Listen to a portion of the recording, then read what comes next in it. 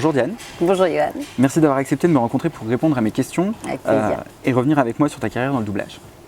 Tu peux nous expliquer déjà, pour commencer, comment t'es venue l'envie de faire de la comédie? Voilà, ça a commencé très très tôt. En fait, ma mère était comédienne. Elle s'est arrêtée quand elle est tombée enceinte de moi.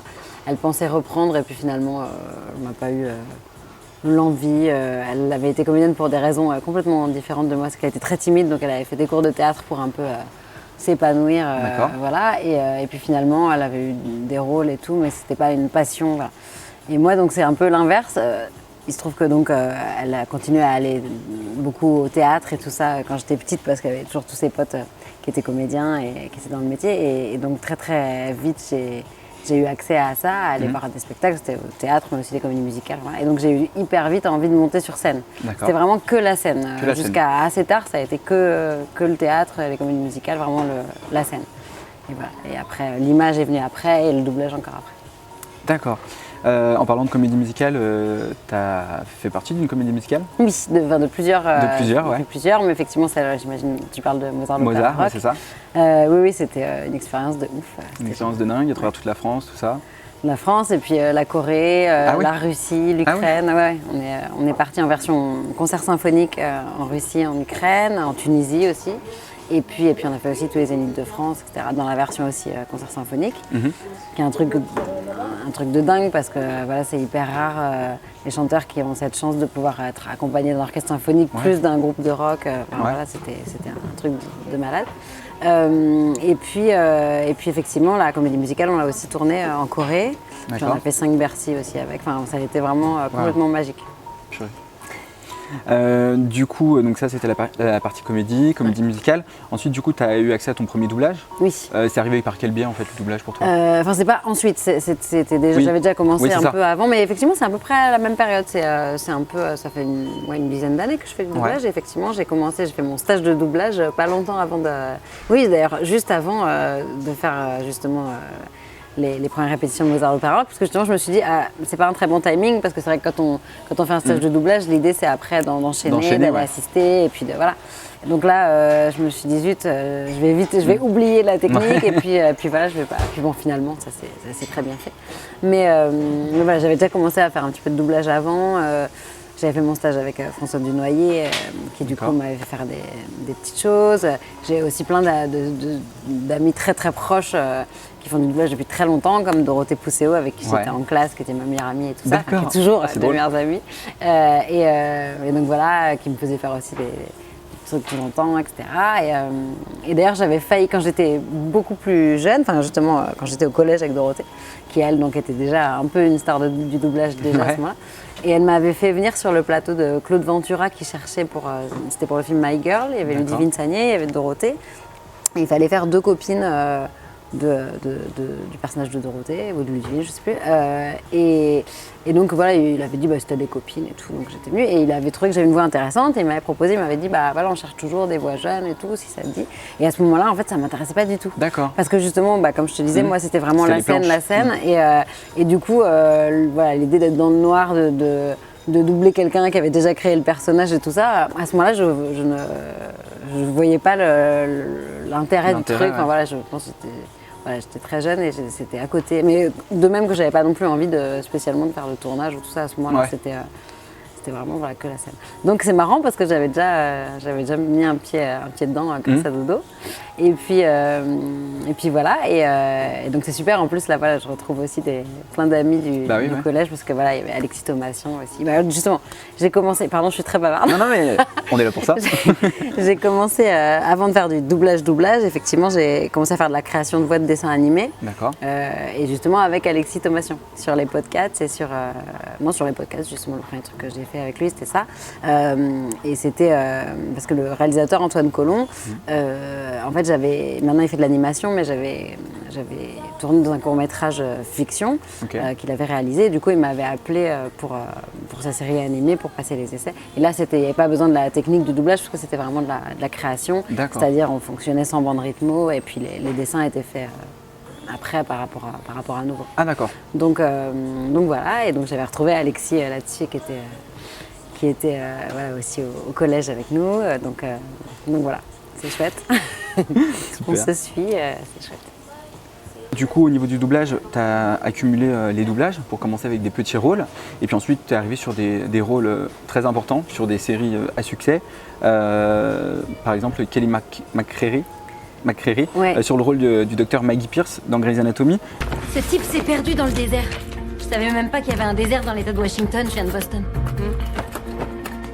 Je crois savoir que tu y as aussi vécu. Oui, ma mère nous y a installés quand j'étais petite. Elise Gray, c'est ça, c'était ta mère? Oui. Comment t'es arrivée sur ce personnage-là? Alors en fait ça s'est fait hyper naturellement. En fait je l'ai doublé d'abord, j'ai passé des essais pour une série où donc elle était récurrente, elle faisait la meilleure amie de la rôle principal qui était jouée par la fille de Meryl Streep. Comment s'appelait cette série? Il n'y a eu qu'une saison alors que c'était une super série. Comment ça s'appelait? Je sais plus. Et justement c'était Dorothée d'ailleurs, Dorothée Pousseau qui faisait la fille de Meryl Streep. Et c'était dans un hôpital. C'était Blanche Ravalik qui dirigeait, et donc voilà, j'avais passé les essais parce qu'avec Blanche, j'avais fait une création de personnages justement de dessin animé du donjon de Naheulbeuk. Super, qui est d'abord une bande dessinée, etc. Et finalement, c'est jamais sorti, c'était pour Canal+, c'était top, mais ça n'a jamais été, la production n'a jamais abouti. Oui, tout ça pour dire que donc voilà, donc Blanche m'a appelée en me disant je te verrai bien sur ce personnage, il y a des essais, machin. Et voilà, à ce moment-là, je faisais pas du tout de gros rôles, je faisais encore que des petits rôles. Et donc je me suis retrouvée là-dessus. Elle jouait un personnage qui avait absolument rien à voir avec celui de Maggie Pierce dans Grey's. C'était une nana assez masculine, très rentre-dedans, rien à voir avec son personnage. Et donc j'ai fait cette série-là. Après, du coup, on m'a appelée parce qu'elle elle est venue sur Castle et sur Scandal aussi faire quelques épisodes. Une petite, voilà. Donc, comme on avait vu que je l'avais doublée, on m'a appelée. Et puis, elle est arrivée dans Grey's. Et du coup, voilà, j'ai débarqué. Voilà, c'est Sophie Deschaumes qui était là à ce moment-là, qui du coup m'a appelée. Et voilà, maintenant c'est Thierry Vermy qui a repris la direction puisque Sophie est partie au Canada. Et donc voilà, et donc c'est une aventure géniale avec cette comédienne qu'en plus, voilà, je trouve que c'est une super comédienne parce que justement à chaque fois, elle joue des rôles vraiment hyper différents et elle est super dans chaque personnage, quoi. Donc c'est un plaisir et un bonheur et du coup elle est hyper facile à doubler en fait. Parce que c'est une super actrice en fait. Elle a l'air nature, quoi. Elle est complètement nature. Ouais, c'est ça. Elle est pétillante, elle a amené un côté, je trouve, à Grey's Anatomy qui manquait un petit peu depuis le départ de Sandra Oh. Ouais. C'est bon, je suis là. T'énerve pas. Pardon, je suis vraiment désolée. On peut y aller. Amélia n'est pas là? Amélia est en retard, tu vois, c'est pas moi. Série Grey's Anatomy, c'est une série, j'imagine, que tu connaissais? Je connaissais, mais je regardais pas. Tu regardais pas, d'accord. D'ailleurs, j'ai spoilé ma meilleure amie, parce que du coup, quand elle a su que j'allais arriver dans Grey's, elle m'a dit c'est trop bien et tout. Tu vas faire qui? Et là, je lui dis alors, du coup, je connais pas la série, mais écoute, mon personnage arrive parce que du coup, l'asiatique s'en va. Et là, elle me fait tu te fous de ma gueule? Je dis quoi? Elle me dit tu viens de me spoiler la série que je regarde depuis des années. Donc voilà, c'est l'anecdote. En 2016, sur Netflix débarque la série Riverdale, tirée de la série de comics Archie. Dans cette série, tu doubles la peste, Cherry Blossom. Ah oui, j'oubliais. Tu es nouvelle. Salut, je suis Cheryl Blossom, alias Cheryl la bombasse. Je n'ai pas besoin de chercher des raisons. Je suis seulement moi. J'espère que tu trembles. Interprétée par Madeleine Petsch. L'intonation de ta voix est différente de celle de Maggie. On en parlait juste avant, tu me disais que non. Non, j'ai pas dit que non. Non. Je disais que c'était pas. Que j'avais pas l'impression de trafiquer ma voix pour Cheryl. La différence, c'est qu'effectivement, en fait, je fais pas une composition de voix dans le sens où, par exemple, sur un dessin animé, on va prendre, je vais prendre une petite voix ou alors une grosse voix ou machin. Mais j'ai pas l'impression sur Cheryl de changer ma voix. Mais évidemment que je la change parce que, effectivement, comme tu disais, Kelly McCreary, elle est hyper nature. Cheryl, elle a un personnage qui n'est pas naturel du tout, qui est l'anti-naturel. Sauf dans certaines scènes où justement elle se laisse aller un peu à de la sincérité et de l'émotion, et c'est ça qui est super dans son personnage. Mais par exemple, les toutes premières scènes effectivement où elle apparaît, on se dit mais c'est quoi cette pétasse là? Justement, elle a une petite voix, machin comme ça, et effectivement, c'est pas ma voix naturelle. Mais mais c'est pas j'appelle pas ça une composition de voix, comme si j'allais faire un petit oisillon dans un dessin animé. Quoi. Ouais. Mais, elle a des répliques effectivement, elle change sa voix selon. Et puis même c'est sa façon de parler aussi qui est pas du tout naturelle, qui aussi donne un côté affecté à la voix aussi. Mais c'est vrai que comme on a l'image en face, elle avec sa grosse bouche, ses tenues, les canons en plus, sa façon de se positionner et tout, c'est sûr que ma voix forcément change en la regardant. Dans Titan, tu doubles Minka Kelly dans le rôle de Dob. Ouais.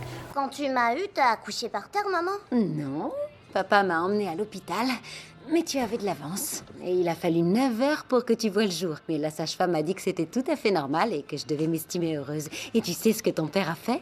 Il m'a aidé à préparer ta chambre 3 mois avant ton arrivée pour qu'on n'ait plus à se préoccuper de ce genre de détails. Tu connaissais l'univers de la série avant le doublage? Pas du tout. Pas du tout. Alors moi je suis pas du tout super-héros, je suis complètement aux fraises là-dessus. Donc voilà, effectivement c'est pas ce qui me passionne le plus, les super-héros, mais elle est canon aussi d'ailleurs cette comédienne. Alors là c'est l'inverse de Kelly McCreary, c'est que pour le coup il n'y a rien qui bouge quand elle parle, machin. Donc il faut arriver à justement essayer de faire une voix vachement neutre, parce que dans l'original elle est très très neutre, mais en même temps faut lui donner quand même un petit peu de caractère, faut pas tomber dans un truc linéaire, et donc elle est pas évidente. Elle est pas évidente. Mais peut-être que la moins évidente à doubler effectivement de toutes les récurrentes que j'ai en ce moment, c'est Cheryl, je pense, parce que elle a ce côté où finalement on découvre très vite que son côté antinaturel, en fait, c'est une posture qu'elle se donne parce que justement elle est hyper fragile, en fait on ne sait jamais si elle est gentille ou méchante, on ne sait jamais si elle est sincère ou si elle fait ça pour obtenir quelque chose. Donc on est tout le temps, et puis évidemment comme nous on n'a pas les scripts avant et qu'on ne sait pas la suite des épisodes, contrairement à Madeleine Petsch qui elle sait ce qui va arriver et c'est pourquoi elle dit ça ou fait ça. Nous justement on doit laisser planer l'ambiguïté, c'est-à-dire on ne peut pas prendre parti en se disant ok donc là c'est un photo. Donc c'est vraiment, c'est une super comédienne, donc vraiment j'essaie de refaire ce qu'elle fait. Mais c'est vrai que c'est touchy parce que effectivement elle passe d'un truc très très fake à quelque chose de profondément sincère, on a envie de la prendre dans ses bras. Ouais, c'est ça. Et du coup d'ailleurs c'est un super rôle. Pour une comédienne c'est un régal de jouer sur des choses. Promets-moi de ne pas le faire. Faire quoi? Tenter de te suicider. On sait tous que Jughead et toi, vous étiez notre Hamlet et notre Ophélie, et crois-moi, je sais ce que c'est que de perdre son âme sœur. De sombres pensées nous assaillent sans prévenir. Ne les laisse pas te noyer. Tu fais du doublage, mais tu joues également la comédie devant la caméra. Depuis quelques années sur TF1, tu as un des premiers rôles dans la série Profilage, aux côtés de Philippe Bass et de Chaim depuis récemment. C'est pas difficile de concilier les deux, niveau emploi du temps? Ça s'organise. Alors déjà Profilage, malheureusement c'est terminé. D'accord. C'était la dernière saison, là, celle avec la saison avec Chaim.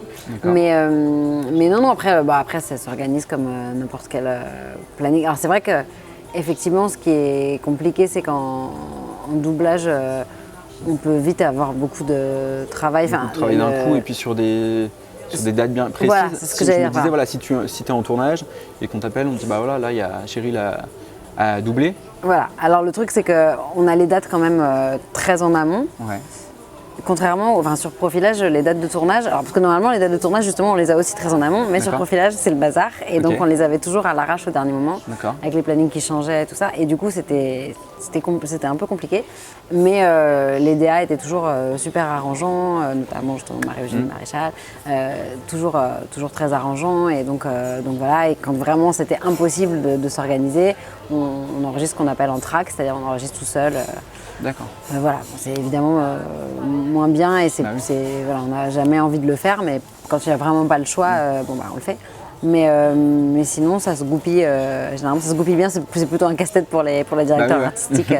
Ouais. Mais c'est vrai que comme on a à chaque fois plusieurs jours, Riverdale comme c'est particulier parce qu'on enregistre en gros un jour par semaine et puis c'est mixé dans la foulée et tout, donc on n'a pas, effectivement on enregistre sur une journée et demie maximum, donc c'est là où c'est compliqué. Parce que justement la version française elle arrive peut-être 2 jours après la version... Exactement, oui, d'ailleurs c'était un peu l'originalité aussi de la série, c'est qu'elle sortait.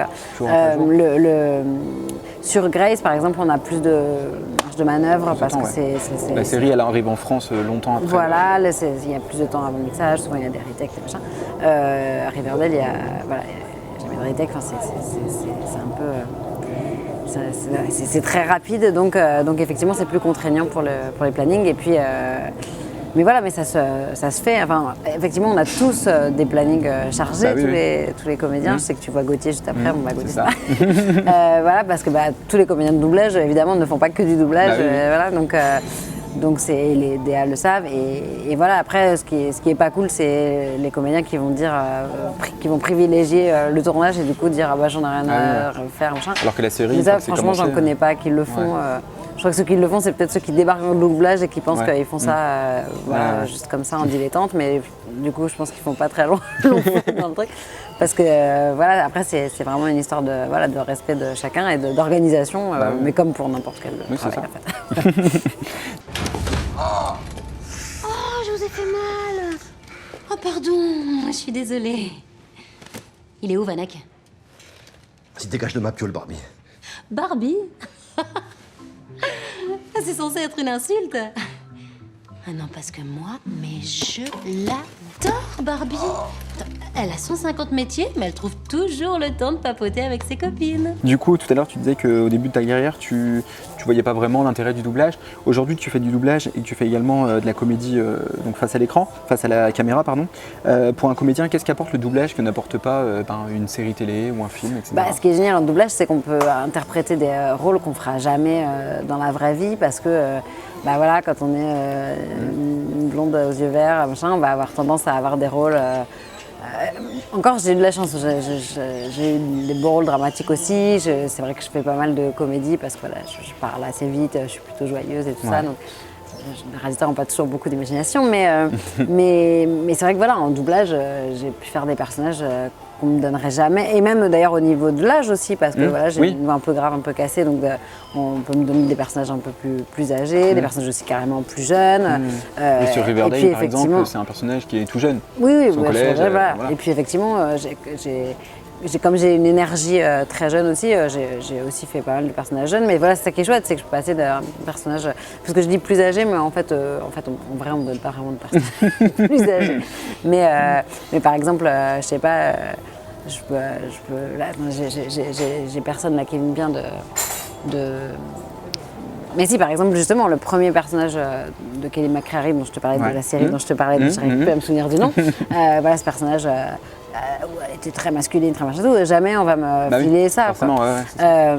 Et donc voilà, on peut aller vachement plus loin avec des personnages de doublage. Et puis, en fait, c'est aussi des leçons de comédie de regarder certains. Alors parfois, on double des comédiennes, on se dit, waouh, il va falloir que j'assure sur le doublage parce que ce qu'elle propose, c'est pas génial. Mais franchement, la plupart du temps, c'est plutôt l'inverse. C'est plutôt on est spectateur de la personne qu'on doit doubler.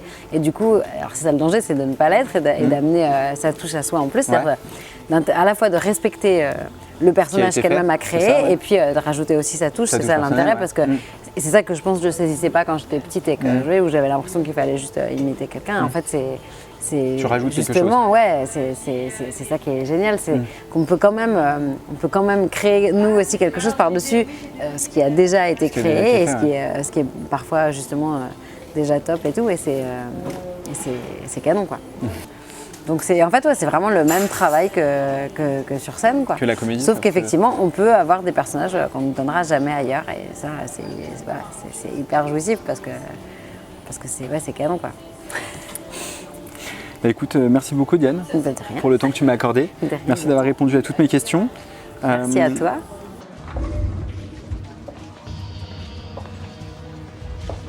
Nous les Vixens, on vous souhaite un super bon été et à bientôt dans Riverdale.